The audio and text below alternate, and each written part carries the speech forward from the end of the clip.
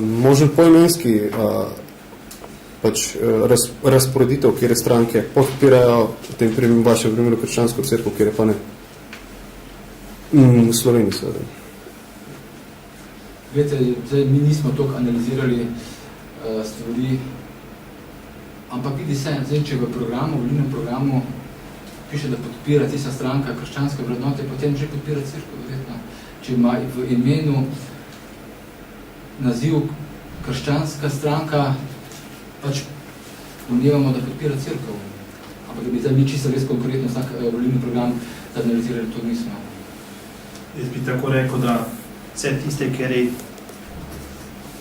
nič ne podozimajo tistemu, ki je cerkva proti ustave, da so tisti za cerkvo. Da bi bili za demokracijo, za državno Slovenije, tako da bi tisto, ki je, naprimer, smrtna kazen, je v Bibliji, kako Božja volja in tudi en zakon cerkve, kateri je bil prakticiran 2000 let. Tega se cerkva ni od tega distancirala, niti je to z Biblije ven črtala. To pomeni vse stranke, katere ne gledijo in tisto ne upozorijo cerkev, so za cerkev. To je vseeno, kak so one. Zato, kar Slovenija je vseeno na temeljih demokracije. Temelji demokracije so tisti poštivanje ljudskih pravic, tiste konvencijo cerkva še danes ni podpisala. Najpromatrač. Iz katerih razlogov? Jaz vem, da bi Jezus iz Nazareta takoj podpisal to, ker tiste pravice govoril. Ampak, skratka rečeno, vse tiste, ker ne odstranijo tisto, kar cerkva uči, a protiustavno je, da so za cerkev, da jo podpirajo.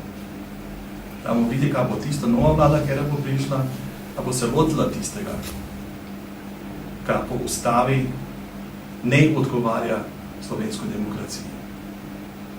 Kar Jaspers je rekel, krmade se lahko zjutraj zažgejo, če katoliška cerkva spet pride do relativne in absolutne večine politične v eni državi. Ko oni imajo tisti zakon svoj, pravi, to je volja Božja. To je taj, jaz bi rekel, tradicionalni fundamentalizem, ker je res s revolucionarjem, bo rekel kak teolog, Jezusom iz Nazareta nič skupnega nima.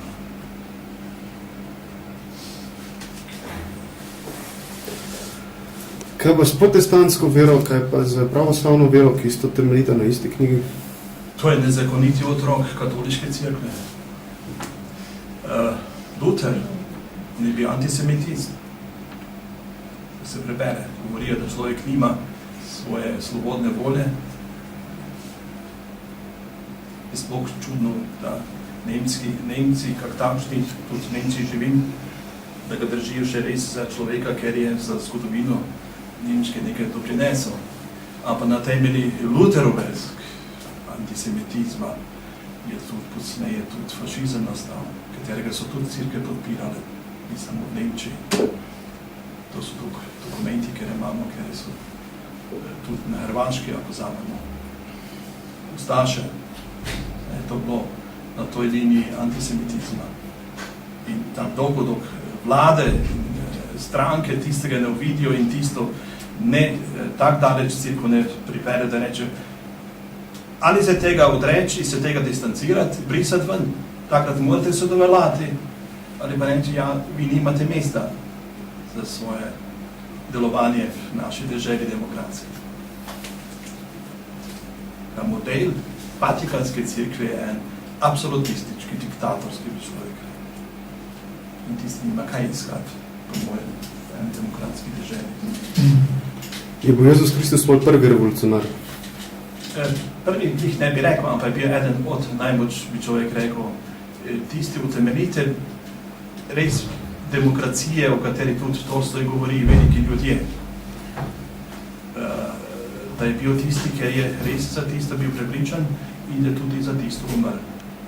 Ok, on tudi eno drugo nalogo imel za vernike, za res kristijane. Ampak mora se reči, da je bil po mojem, da je bil pacifist in prvi borec za tisto demokracijo, za katero, jaz bi rekel, res, slovenska ustava ima podlogu 10 zapovedi na neki način. Ampak ne katoliška cerkva, ona nima podlogu, niti 10 zapovedi, niti govori Jezusa iz Nazareta. In to je ta razlika, ampak uspeva že 1800 let ljudje tak danes zapeljevati, da pravijo, ja, to pomeni, da pod plaščem religioznosti so vodili vojne, že pred 200 let so prodavali grobove, sužnje. Sodelovali so s vsem najmočnejšim zločinci, kaj je sploh obstajalo v zgodovini.